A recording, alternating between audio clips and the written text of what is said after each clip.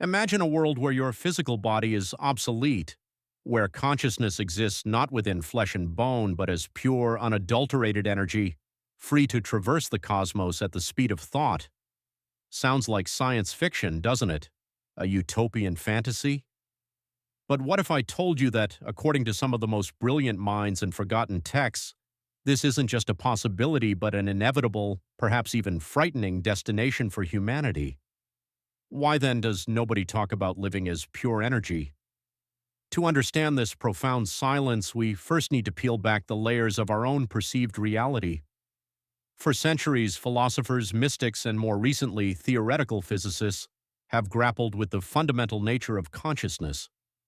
Is it merely an emergent property of complex biological systems, a fleeting spark in the intricate machinery of the brain? Or is it something far more fundamental, an aspect of the universe itself, temporarily housed within our physical forms? Ancient Eastern philosophies, for instance, speak of a universal life force, chi or prana, an energy that permeates all things and to which individual consciousness can ultimately return. Fast forward to the quantum realm, and the lines between matter and energy blur. Experiments hint at consciousness potentially influencing physical reality, a concept that continues to baffle and intrigue. Einstein's ERMC2 isn't just about bombs, it's a profound statement about the interchangeability of energy and mass. If mass can be converted to energy, why not, in some highly advanced form, the conscious experience tied to that mass? This isn't just speculative, it's a theoretical pathway to an existence beyond the material. The idea of information, the very essence of a conscious mind, being decoupled from its biological substrate and existing as pure data or energy fields, has been explored in hushed tones in obscure academic papers and even classified government programs. The question isn't if it's possible, but when and how, and crucially, what then? But here's where the narrative takes a chilling turn. The transition from physical to pure energy isn't just a technological hurdle, it's an existential precipice. The first whispers of this possibility didn't come from a Silicon Valley lab, but from an almost forgotten series of experiments in the early 21st century. These weren't about transhumanism as we understood it, uploading minds to computers, but something far more radical. Researchers, working covertly under deeply ambiguous funding, were exploring methods to fundamentally alter the state of biological matter at a subatomic level, not to preserve it, but to transform it. The data, later leaked in fragmented, heavily redacted files, spoke of consciousness resonance frequencies and quantum entanglement matrices applied to organic structures. They weren't just observing, they were inducing. Imagine the ethical nightmare. They were trying to unravel the very fabric of being. Initial attempts, predictably, were catastrophic. Subjects, reportedly volunteers, experienced complete mental disintegration, their brains effectively scrambled beyond recovery. The project should have been shut down, but the allure of breaking the chains of mortality, of escaping the biological imperative of decay, was too strong. They continued, refining their methodologies, moving from biological systems to artificially created neural networks, and then to something truly disturbing, attempts to directly interface with the universal energy field spoken of in ancient texts. This wasn't about digitizing a mind, it was about energetizing it. The real breakthrough, or perhaps the real disaster, came not from a single person but from a collective, a group known only as the Ascendants.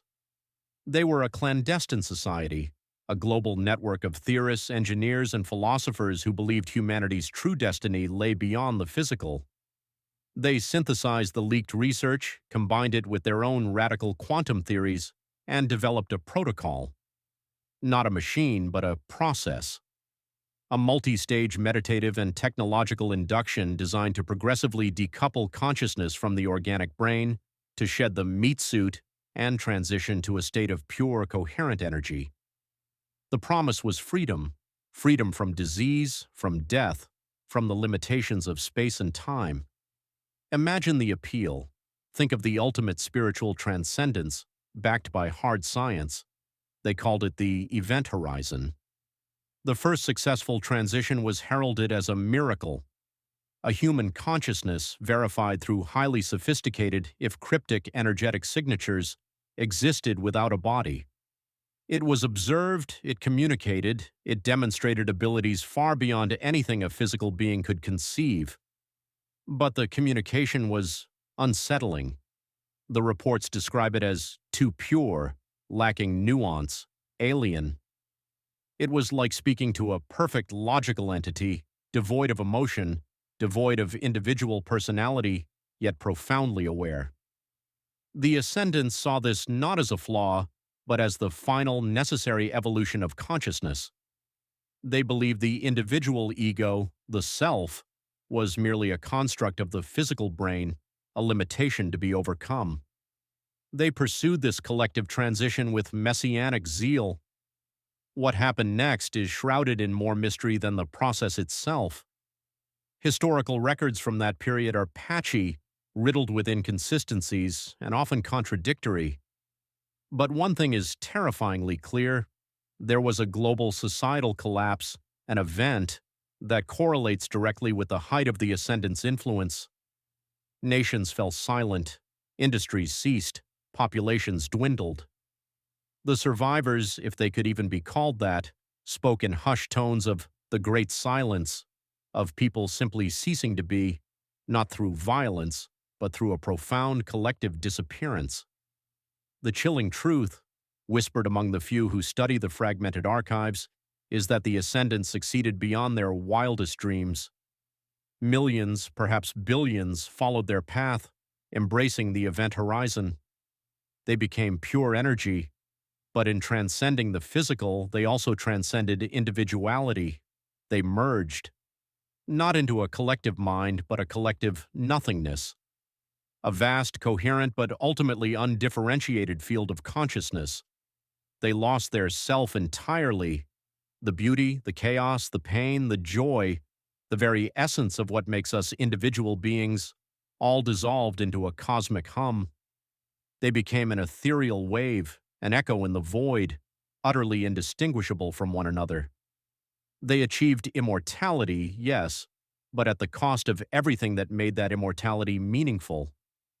They became the ultimate terrifying proof that some forms of evolution are not progress, but extinction of a different kind. And that, my friends, is why nobody talks about living as pure energy. The knowledge of what truly happened to the ascendants was not just suppressed, it was actively erased from public discourse, from educational curricula, from popular culture. Governments, realizing the existential threat of such a solution to human mortality, united in a desperate, covert effort to bury the truth. To admit that humanity could achieve such a state, only to lose everything that defines it, would shatter the foundations of our society, our purpose, our very understanding of existence. The few remaining researchers who still touch upon these theories, if they delve too deep, often find their careers inexplicably derailed, their funding cut, their work ridiculed into obscurity. The story of pure energy consciousness isn't utopian, it's a terrifying cautionary tale. It's a reminder that some forms of transcendence are merely sophisticated forms of self-annihilation. We cling to our fragile, messy, beautiful bodies, to our individual consciousness, to our capacity for love and sorrow, because these are the very things that give meaning to our brief flicker in the cosmos. Perhaps the ultimate freedom isn't escaping the body, but embracing the profound, beautiful prison it creates. To this day, the silence surrounding energy consciousness is deafening, a testament to the chilling truth that some secrets are too dangerous to ever speak aloud.